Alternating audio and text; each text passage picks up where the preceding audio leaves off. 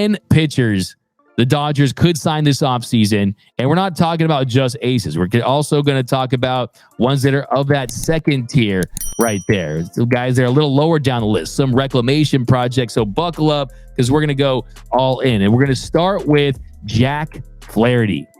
Now, Jack Flaherty is someone who had a really nice peak there with the St. Louis Cardinals, 2018. He was someone who really emerged. He was drafted 34th overall by the Cardinals out of Harvard Westlake. He's a local guy, the Harvard Westlake Wolverines in 2014.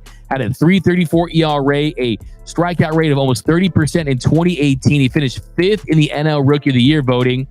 And Flaherty, 2019, he continued to emerge. He had a .275 ERA in 33 starts. He finished 4th place in the NL Cy Young Award voting. He got some MVP votes that year. That's where Flaherty was. 2019, MVP votes, top 4 in Cy Young voting. However, then the injuries started to kick in. 2021 oblique strain. Pitched just 78 1/3 innings. He went 74 days in between starts. In 2022, dealt with injuries. Also had a shoulder strain. He had a PRP injection in March that year due to shoulder inflammation that delayed his debut in 2022 to mid-June. And then you just look at the success after 2019, it's been up and down. If you look at how he's performed since 2020, from 2020 to 2022 before this season, he went 160 2/3 innings and through 36 innings of minor league rehab assignments. Not good. Just right middle of the pack right there. And then you look at his time in St. Louis this year, he really just had a very up and down season with very minimal ups. With St. Louis, you were hoping that maybe Jack Flaherty gets back to being that guy that looked like he was a surefire ace, someone that probably was going to sign a $200 million contract one day. But this year with the St. Louis Cardinals, in 109 2/3 innings, had a .449 ERA, a .420 FIP. And then with the Baltimore Orioles, he pitched himself out of the rotation in Baltimore. 34 2/3 innings, posed a .675 ERA, a .484 FIP. If you guys remember, during the trade deadline specials, I was not in on Jack Flaherty. I saw a lot of red flags, those expected numbers and the velocity, just where he was at as far as him being effective. And he did not look good. But here's why he could be an option for LA. He turns his 28. He's still young. He showed flashes of absolute brilliance during his career. And you could get him on maybe if he wants to sign a one-year deal. Maybe he wants to sign a short-term deal with some opt-outs. If you could get Jack Flaherty for 3 years and around $40 million with some opt-outs, and you think you could turn his career around, he's still young, he'd be happy here in LA, maybe that could be the case. But you can't just get the frontline superstar aces. I don't know if you guys know this. Our first job really in sports, I covered college recruiting for 24/7 Sports, and they ranked the prospects, right? 5 stars, 4 stars, 3 stars, 2 stars, 1 stars. You can't have all 5-star recruits, right? You can't have just Caleb Williams, right? You can't have Travis Hunter. Your team's not going to be all 5-star recruits. You need some solid 3 stars. And Jack Flaherty could be a solid 3-star with some upside. Get him 3 years, get him on a 1-year deal. I'm not saying I'm in love with it. I'm just throwing out some options out there for you guys to consider. The next, Marcus Stroman. Marcus Stroman, a very polarizing player, a very interesting season in 2023. He ended up signing that 3-year, $71 million deal with the Cubs, had the first 2 with the guaranteed, and then he had the opt-out after this season. And yeah, that deal allowed him to opt out after those first 2 seasons. Of course, his sinker baller, had a really nice first year in Chicago, had a .350 ERA, 51.7% ground ball rate in 25 starts. And then this year, it looked like he was going to finish top 3 in the Cy Young voting. He got off to a great start first couple months in the season. First 102 innings pitched for Stroman this year, a .247 ERA. And then after that, he really struggled. Started to see some warning signs. He had 28 runs in 26 2/3 innings. That took his ERA just a full run up there. And then in July, started to just really fall off. And on August 1st, the Cubs, they placed him on the IL. He had inflammation in his right hip. And that was supposed to be minimal. Supposed to be something that wasn't going to hurt him and affect his season that much. but he revealed midway through the IL stint, they also had a rib cartilage fracture. So yeah, injuries piling up for Stroman. And then he comes back without even having a rehab start. He tossed 8 innings, allowed 8 runs, 5 earned, had 8 punch outs, 2 walks in 4 games. So you saw the velocity goes down. The sinker wasn't as effective. The ground ball rate started to go down. The velo was down 1 to 2 miles per hour compared to his early season numbers. And a lot of that probably was because of the rehab was so rushed. And had you had ramped up a little more, if you're Marcus Stroman, probably would have been a little more effective and in a better position to go out there and put up some better numbers. But when you look at Nathan Eovaldi's 2-year, $34 million deal that he signed with the Rangers last year, that could be something where that's where Marcus Stroman's at. 34, 40, 45, something in that range. He turned 33 in May, and maybe teams offer him 2 years. Maybe you see a 3rd year. I think there's a chance. I mean, look at Dallas Keuchel. You got a 3-year, $55.5 million deal. Maybe he goes that route, or maybe he explores the opt-outs as well. So Marcus Stroman, if you're asking me to rank this as far as a scale of 1 to 10 Dodgers hats for my free agent meter there, I'd probably put Stroman at a 5.5 Dodgers hats. 5.5 Dodgers hats. The upside's there. Doesn't have that stuff that really plays up in the postseason as far as missing bats. But when he's on, he's definitely effective with that sinker, has the higher ground ball rate, definitely undersized, is definitely a polarizing player, brings a personality type that might seem interesting to some, but he's someone that's a little lower on my list as far as that second tier player, that second tier pitcher that they could consider bringing in. The next guy on my list coming in at number 8, Lucas Giolito. Lucas Giolito is someone that I definitely have been warming up to the possibility depending on the potential contract. Of course, you guys know he was one of the more highly touted pitchers of his generation, former first-round pick, also went to Harvard Westlake. He's from Los Angeles. Now, the biggest issue for him has been the home run ball, and we lived through that with Lance Lynn. And if you look at Lucas Giolito, he gave up 41 home runs in 184 1/3 innings last year. By the way, Lance Lynn just gave up another home run, so it's up to 59 now. But Lucas Giolito, if he kept the ball in the yard and you found a way to correct that, and he definitely was a disaster in Anaheim. He wasn't good for Cleveland. Before that, he was considered to be one of the more promising trade chips, one of the big crown jewels of the trade deadline when the Angels went all in on trying to get him. If you look at his expected numbers, had a 4.61 expected ERA, a 4.45 FIP, so a 4.45 expected FIP. So those expected numbers are better than the ones that he ultimately put up, and he did finish with a 4.88 ERA with those 3 teams last year.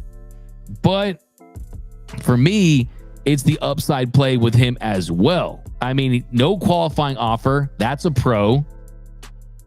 The strikeout rate, the walk rate, very solid, mostly above league average, and he's very durable. That's what I like about Lucas Giolito. His only injured list stints since the 2020 season, hamstring strain, abdominal soreness, so he hasn't dealt injuries. We know the Dodgers have suffered from catastrophic injuries, knick-knack injuries, so many guys on the IL. They lead Major League Baseball in that category from a pitching standpoint, and he's someone that you could get value out of, because if Lucas Giolito had performed well for the Angels, he's someone that could have signed easily a contract north of $100 million. So I like him as someone you possibly bring in on a shorter term deal. He's not going to turn 30 until next July. I think there's definitely a case to be made that the Dodgers zero in on Lucas Giolito and they prioritize him as their second tier guy, not the ace tier guy. We're going to the top shelf pretty soon. We're going to look at those 5-star recruits in a second here, but I would say that Giolito, he's more of a 3.5 star that has 4.5 star days.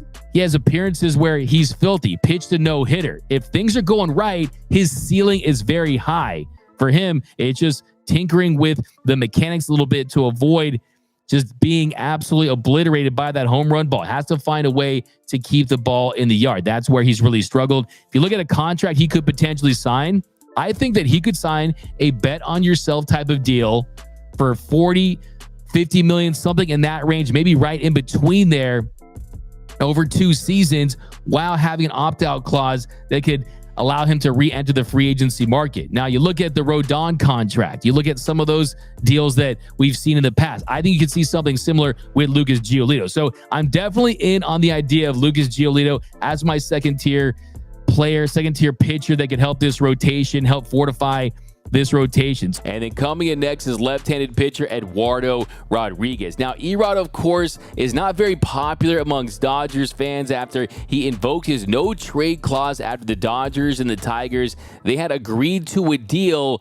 but Rodriguez and his agent, they decided to invoke that no-trade clause and back out of it, and he wasn't sent to LA. Instead, he stayed in Detroit last season. But recently, John Morosi, he tweeted out that left-handed pitcher Eduardo Rodriguez has informed teams he has no geographic restrictions in free agency. That is encouraging for the Dodgers and Giants, who are already active on starting pitchers. Notably, the Dodgers nearly traded for Rodriguez at the deadline. Now, Rodriguez, he signed with the Detroit Tigers when he was a free agent in 2021. He signed a 5-year, $77 million deal, and a part of that deal allowed him to opt out after the 2023 season, in which he did. He had $49 million had he opted in, but he decided to test those free agency waters again and try to get more money and get a bigger bag. Now, last season he posted a 3.30 ERA, a 3.66 FIP, a 4.06 xFIP in 152 and 2/3 innings. His peripherals aren't great. His expected numbers aren't great. The results were there,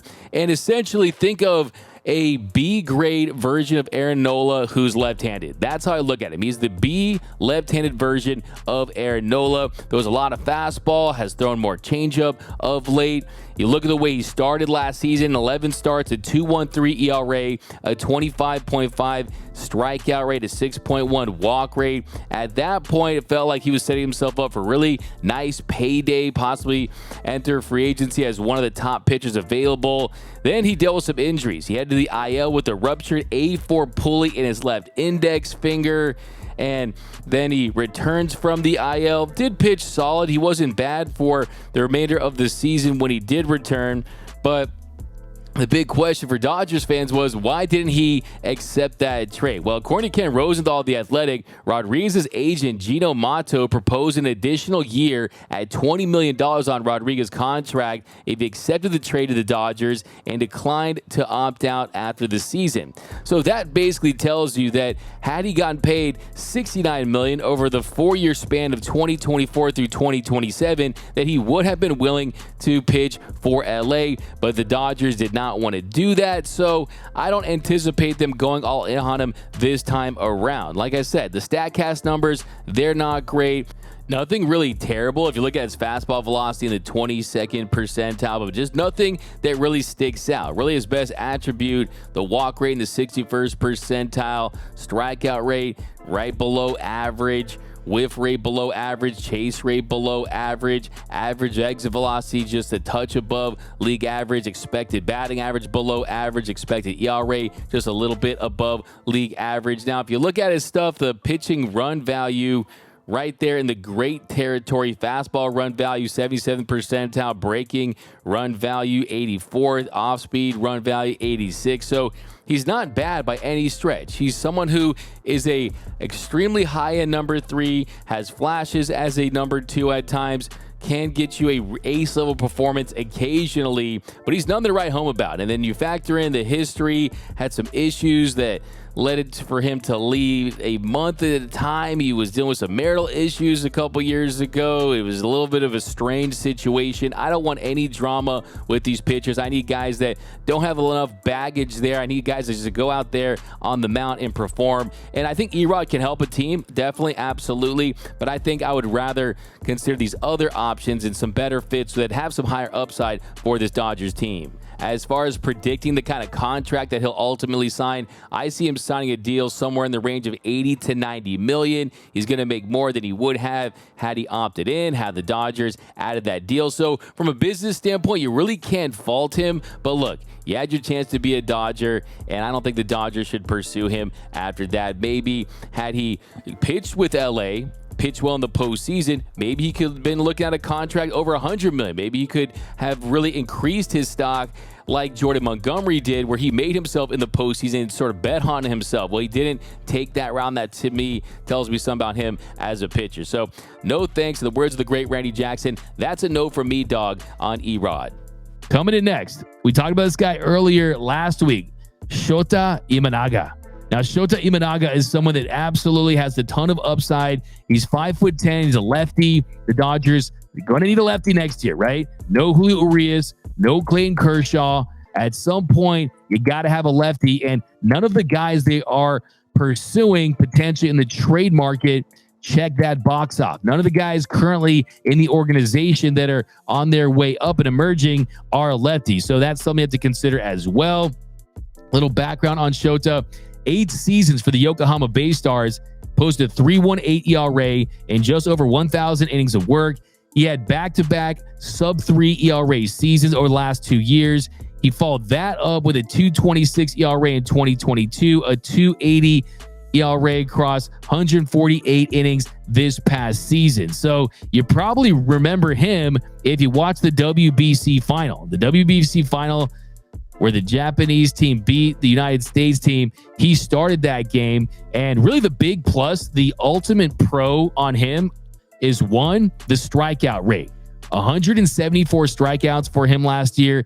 That topped Yamamoto's 169 for the MPB lead. Then 2, punched out an excellent 29.2% of the batters he faced. So he had a 29.2% strikeout rate. A lot of times you see strikeout rates go up when you're going from the NPB to the show. And then 3, that walk rate was pristine, a 4% walk rate, for Imanaga last year. So strikes out a lot of batters, doesn't walk a lot of batters. Well, what is the issue here, right? I'm the car salesman here. I'm trying to give you all the pros. Nice sunroof, blows cold air, right? Got the aux cord, got the Bluetooth, but what's the issue? Well, the issue is the bumper a little weak. The bumper about to fall off because the home run ball has been really his Achilles heel. Too many home runs is the issue for Imanaga. He's allowed 17 long balls more than Yamamoto last year. So too many home runs, right? 19-2. So you don't want a Lance Lynn version, right? You don't want the Lance Lynn of the NPB, but I do think when we look at the price for him from a contract standpoint, he's someone that could sign for $80-90 million, under $100 million. That's something that could really help your team. He really profiles as a number 3 or number 4 starter. The fastball is in the low 90s. He was hitting 94 to 96 when he pitched in shorter stints in the WBC. And scouts will tell you that he's not at Senga's level, but he's still really good. I think Imanaga is someone that could be an option. I like the idea of Imanaga. He's also someone that's been durable, hasn't dealt with too many injuries. He underwent season-ending shoulder surgery back in 2020, but he's bounced back nicely, 150 innings in each of the past 3 seasons. He just turned 30 in September. So he could get himself a 4-year deal, could get himself a 5-year deal because of the premium on starting pitchers. He's going to have 45 days to sign from the official posting date. And of course, an MLB team is going to have to pay the Bay Stars release fee. So the big pros is solid 3, strikes out a lot of batters, doesn't walk a ton, but he gives up a lot of home runs. I like the idea of Imanaga. I would give him on the Dodgers free agency scale.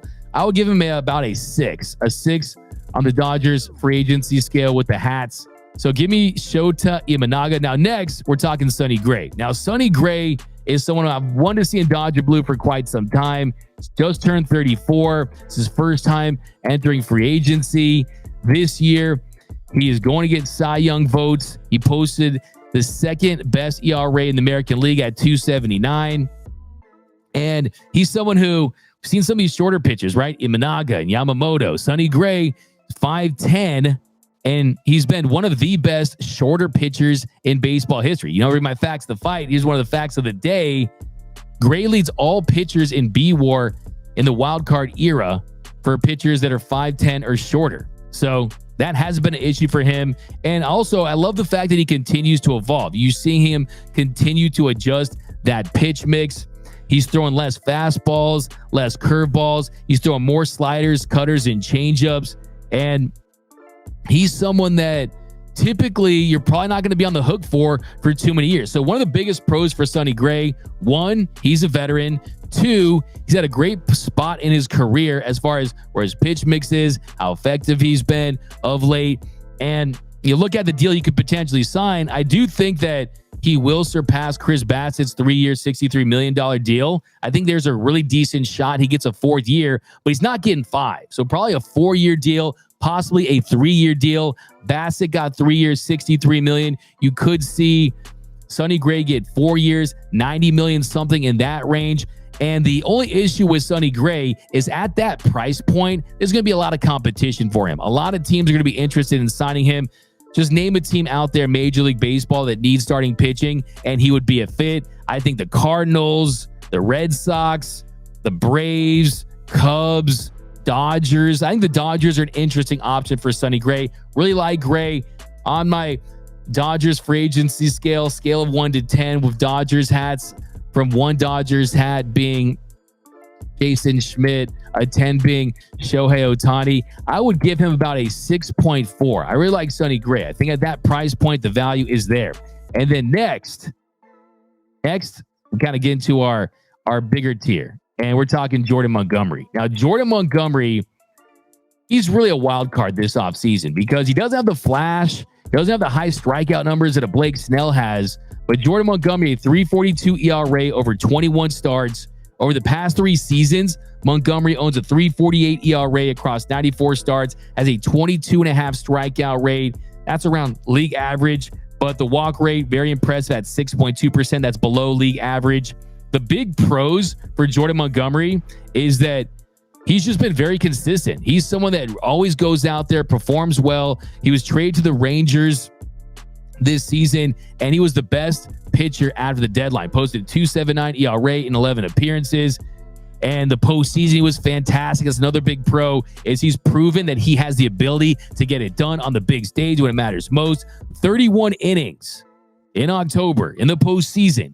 Posted a 2.9 ERA for the world champion Rangers. And if you go back and you watch that postseason, one of the most important games for that Rangers team and the biggest hurdles was beating that Rays team in the wild card series.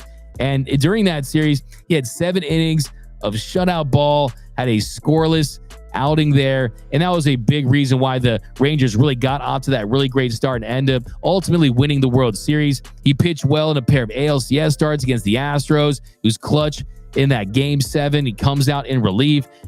Then in the World Series, didn't have the best start, but still, I mean, he was big. That was enough to take away from what he did earlier there. Throws strikes, he misses just enough bats to really have his stuff play up. He's effective against both lefties and righties. He fits to me as a high-end 2 or an extremely high-end 3 for a World Series contending team.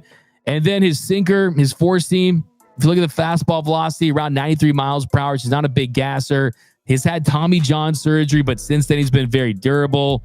Got a nice changeup, got the curveball, quality pitches, and then a contract. What's the contract going to look like for Jordan Montgomery? The big question for me is, are there teams out there willing to give him a 6th year? Because I could see him getting a 6-year deal worth north of $150 million. If that's the case, I think the big threat there is the Cardinals. The Cardinals are a team that really wants pitching. The Phillies could lose Aaron Nola and pivot to him. The Cubs, the Orioles, the Mets, the Red Sox, the Tigers, losing Rodriguez. So Jordan Montgomery is in a really great position when you look at the current market to sign a deal worth $150 million. I think it's going to be in that range. I don't anticipate him going to the Dodgers, but I give him a solid 7.5. Let's go to 7.5. 7.5, 10 being right at the top. Then next, we're going up the next tier. The next tier here, we got Blake Snell. So Blake Snell, his ceiling is just about as high as anyone on this list. When Blake Snell is on, forget about it. Game over, lights out. If he's on, he's going to win that game. The big pros for Blake Snell, a 1.23 ERA while striking out 35% of the batters he faced through his final 23 starts. So he did not get off to a great start this year. First couple months of the season, he was not great. And then he turned it on and he was lights out, and he turned it into a Cy Young Award winning season. And he's someone that 3 years since being traded from the Tampa Bay Rays to the Padres, he's at a 3.15 ERA with a 31.5 strikeout rate, 83 starts. So big pro is, 1, had a really good finish to the season. 2, was great with the Padres, a 3.15 ERA, above average strikeout rate, 83 starts. He's expected to win the Cy Young Award this year on November 15th. So on November 15th, expect Blake Snell to win that Cy Young Award. And injury-wise, he's also been very durable. So that's another pro there. He underwent arthroscopic elbow surgery to remove some loose bodies in 2019. He battled an abductor groin injury in 2021 and 2022. But other than that, he hasn't been on the injured list since May of 2022. So he's been very, very durable. So the pros for Blake Snell: high upside, high strikeout rate, durable, coming off a great year, going to be a multi-time Cy Young Award winner. Now, what are the cons? How about this? He's never received a single Cy Young vote outside of the seasons in which he has won that Cy Young Award. So when he's winning the Cy Young, he's really good. When he's not, he's just pretty good, but not at an ultra elite level. Also, the biggest con for him, he walks a ton of batters. He led all of Major League Baseball with 99 walks this past season. His 13.2% walk rate, extremely high, well above league average. And the good thing about that, though, the way to justify that is hitters, as long as he's just around the strike zone with that slider, they can't touch him. So it almost works in his favor. It's sort of his strategy, but it's also a reason why he hasn't been able to go deep into games consistently. That's kind of the knock on him as well. For his career, he's averaged 5.19 innings per start. And I think a lot of that has to do with the Rays bullpen management, how they're so quick to pull their starters. So that's a factor there. But even with the Padres averaging 5.2 innings per start. So he's gotten better in that respect with the Padres. And in his 2 Cy Young seasons, he's reached that 180 inning plateau. But outside of that, he's never thrown more than 130 innings in a season. So like I said, when he wins a Cy Young, you're seeing the innings north of 180. When he doesn't, he hasn't posted a season where he's pitched more than 130 innings. So that's definitely a concern. I look at him as someone that, if you look at his resume, if you look at everything he's accomplished, he's had a superior career to Carlos Rodon. We look at the Cy Youngs, we look at the stuff, we look at the upside, when you look at the fact that he's remained healthy, unlike Rodon, who had the Tommy John and the shoulder injury. You can use that as the comp. Rodon got a $162 million deal. I think Blake Snell 100% is going to get a contract that's north of $200 million. I think he's looking at a $200 million contract. Maybe he gets something like David Price signed a few years back, $217 million. I think that's a possibility. The Cardinals, the Phillies, the Red Sox, the Dodgers, the Mets, the Cubs. It's going to be a tough play for Blake Snell because teams are going to want him. Pitched great, has looked filthy in the postseason at times. Do I think he's a great fit for the Dodgers? I'm not so sure, but I'm not totally against it. I'm definitely not totally against it. I think if you miss out on Ohtani, that's when I would consider it, because Blake Snell, if you want to win and you get him for a hot postseason, he can carry you. So I would give him probably an 8 on the scale, the free agency scale. He's nasty. Snellzilla is nasty. Make no mistake about it. And then next, getting down to the nitty gritty here, Aaron Nola. Aaron Nola is someone that you really have to look at closely. Aaron Nola might be the guy for the Dodgers. Aaron Nola, if you can get at the right price without a massive bidding war, he's someone I think the Dodgers should strongly consider signing. He's someone where if you miss out on a Yamamoto, if you miss out even on a Shohei Ohtani, even if you don't sign a Shohei Ohtani, I think Aaron Nola is one of the free agents that they should consider bringing in. Now, looking at Aaron Nola, he's also someone that's been really, really durable throughout his career. If you look at his injury stints over the past 7 seasons, I mean, you're talking about a back strain in 2017, and then he was on the coronavirus list in 2021. So other than a back strain in 2017, he's been durable. This guy is like a freaking 90s Camry that's still running. I mean, this guy is just never in the shop. I mean, this guy is always very, very durable. He surpassed 160 innings in each of his last 6 full seasons at a sub-4 ERA level in the last 5 of his last 7 seasons. And this is all pitching in Philadelphia. That is a bandbox. That is a hitter-friendly park there. He's still been able to be effective. And on top of that, he's had some bad defenses behind him as well. So Aaron Nola, durable, effective pitching in a hitter's park, in a bandbox of a park. Also, bad defense behind him. That has not fazed him as well. Now, how does he get it done? Well, great pitch mix, filthy but pristine command. He's walked fewer than 6% of the opposing hitters he's faced for the last 3 consecutive seasons. If you look at that strikeout rate, it's just under 30% from 2021 to 2022. Last year, that number did take a hit, had a 25.5% strikeout rate. So he is striking out less batters these days. That is a little bit of a concern, but that number is a little misleading. I see people running with that, but you have to look at it. Have to look at that a little deeper there, because from June on to the end of the season, he had a 27.9 strikeout rate and a 5.5 walk rate. Those are above average numbers. Those are ace level numbers. He has 3 top 10 Cy Young Award finishes, had a 4th place finish there in 2022. And you look at the postseason. We're looking at guys who can perform in the postseason. How do you get those dogs, those aces that, hey, when the lights get bright, they can handle it. They can take their game to a whole nother level. In 23 innings in last season's postseason, he had a 2.35 ERA. So a 2.35 ERA in the postseason for Aaron Nola. He struck out 23, had 4 walks. He's someone that is a big game pitcher. Aaron Nola is someone the Dodgers should consider. Now, what are the cons? I mean, a 4.63 ERA in 2021, a 4.46 ERA in 2023. In between those 2 years, he had a 3.25 ERA. So a ERA close to 5 in 2 of the last 3 seasons. The home run issues, he averaged 1.49 home runs per 9. That's above the 1.32 home runs per 9 league average. The ground ball rate has also dropped from 50% to around 40% in each of the last 3 seasons. So those are issues as well. Now, Bob Nightingale, he reported last month that Nola's people, his representation, they wanted an 8-year deal that was north of $200 million during their extension talks. So that is a big bag for him. I got no on Nola down below. Philly wanted to sign him for 4 or 5 years. So can you get him for that price? That makes you wonder.